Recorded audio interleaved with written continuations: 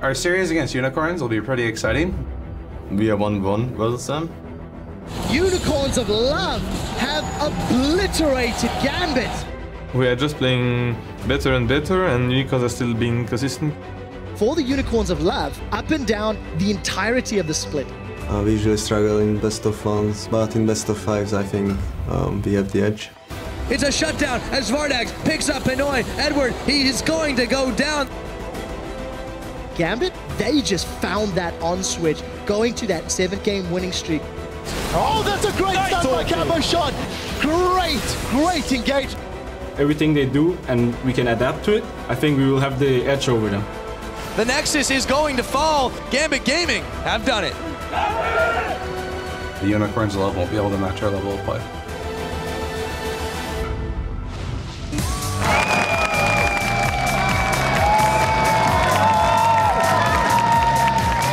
Welcome, ladies and gentlemen, to the 2015 European League of Legends Spring Playoffs quarterfinals.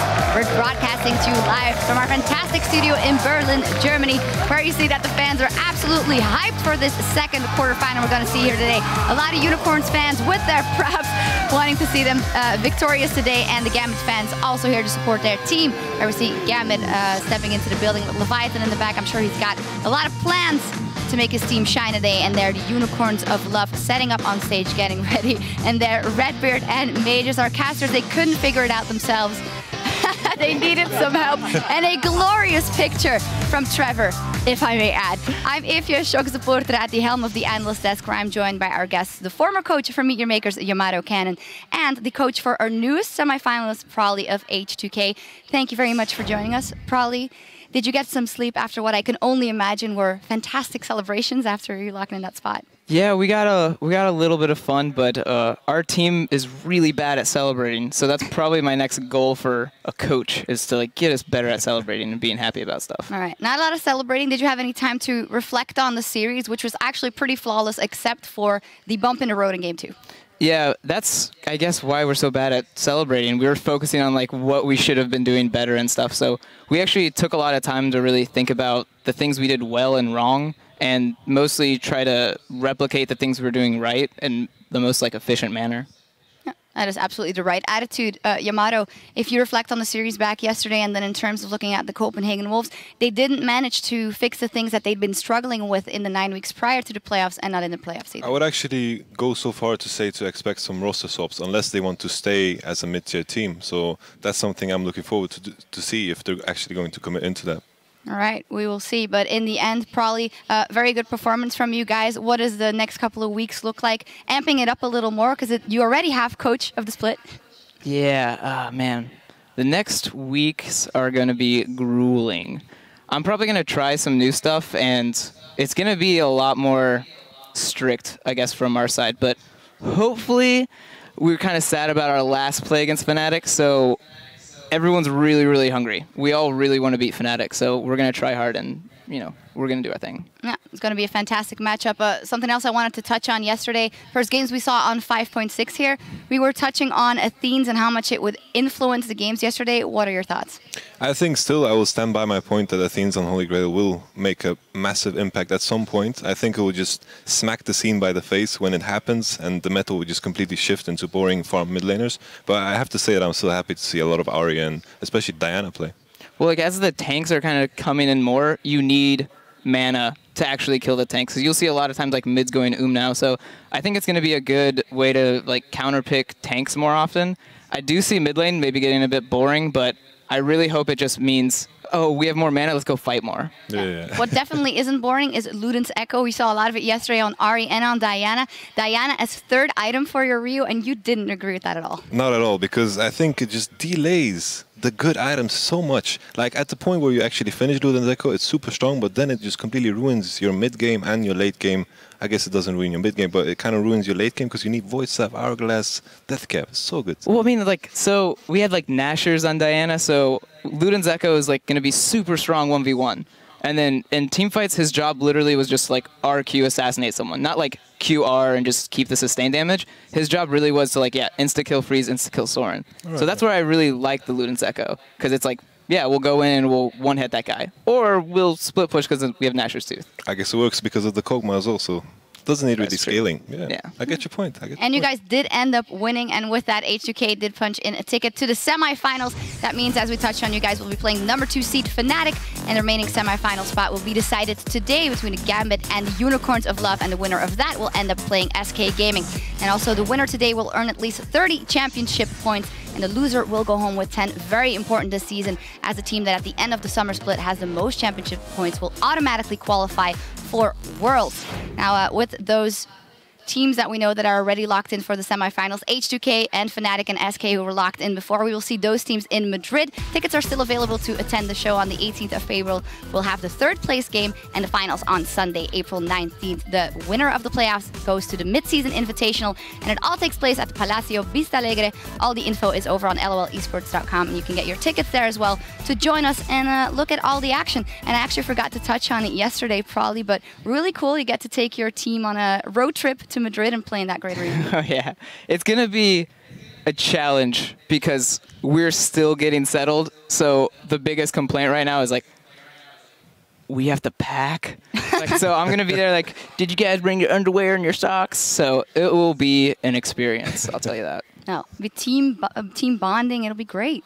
Going to the Sun in Madrid. Well, yesterday, after you guys ended up winning versus the Copenhagen Wolves, the North American playoffs kicked off as well. And then Team Liquid absolutely shut down CLG, a clean 3-0. That means they locked in their spot for the semifinal versus Cloud9 next week. Later today, we'll also have Team Impulse versus Gravity, as they will be playing to get into the semifinals versus TSM. But Yamato, you watched that series yesterday as well. Golden Age more seems like golden couple of months for CLG. Yeah, I don't even think like the golden age was never existent to me, because the same issues they had before were still there, and I'm actually really sad for them because they have a talented roster with the addition of Zion Spartan and Xmithy, of course.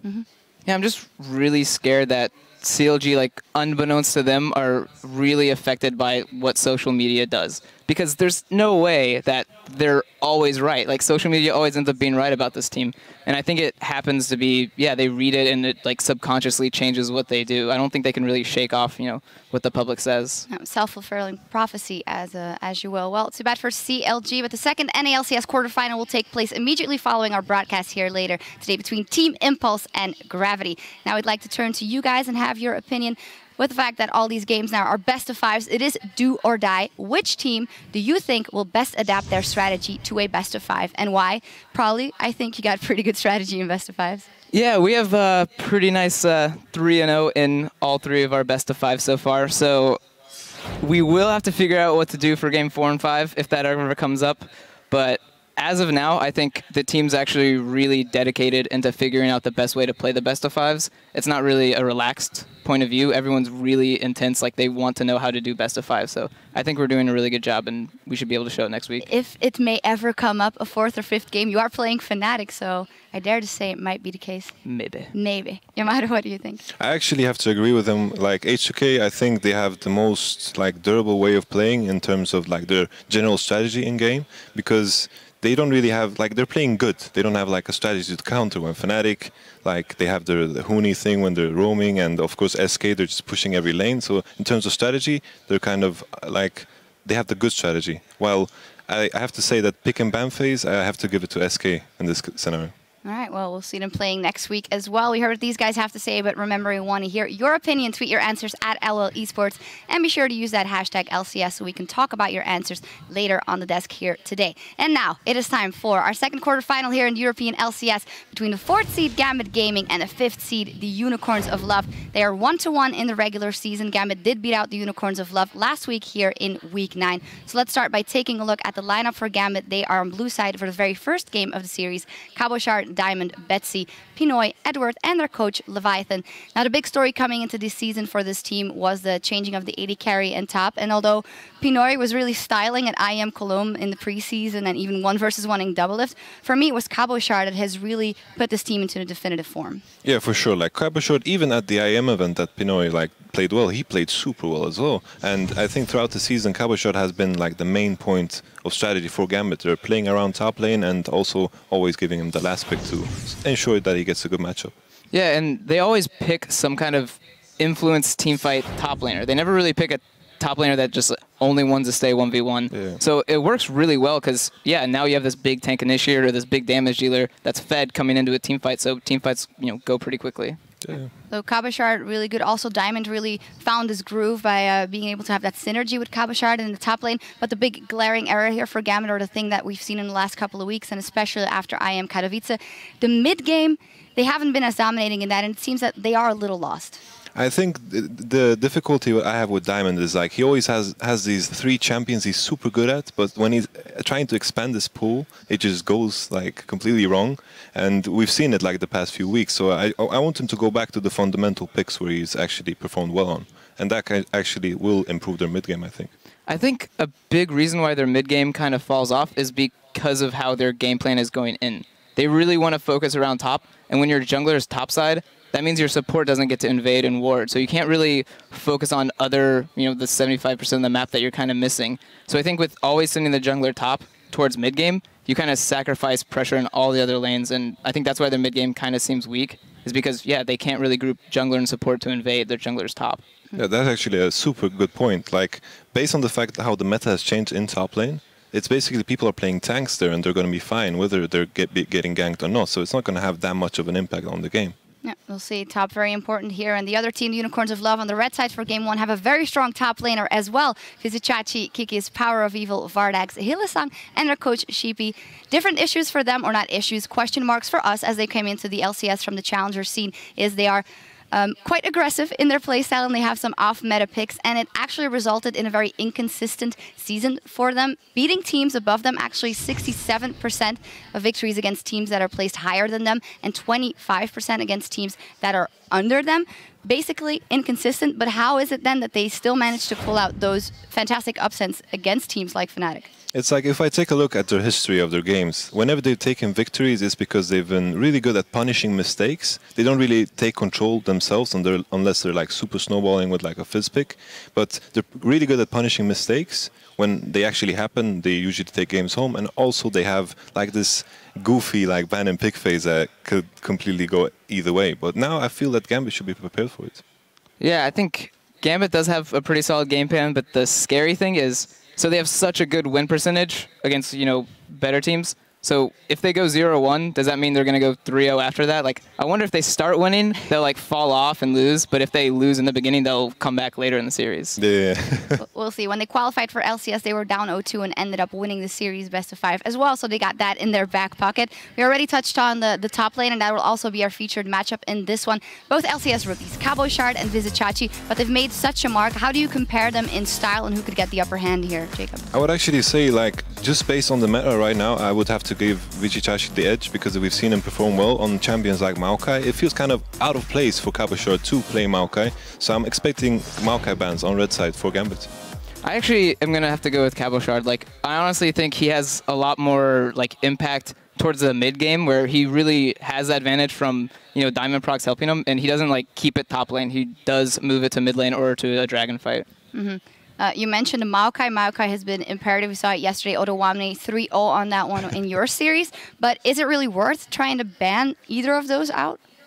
It feels like Maokai is the only champion that can do what Maokai does. Like, he doesn't have bad matchups, always does what Maokai does. You can gank him 3 times, doesn't matter. He's always going to be a tree.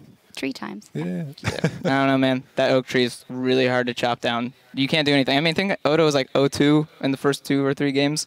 And then he was like, tanky as hell later. It's like, yeah, good kills, but didn't really matter. Odo is 8-0 on that tree overall, so pretty strong. We'll see if it comes out as a first pick. Now for an inside preview into today's quarterfinal, let's head on stage and talk to the coaches, Garrett.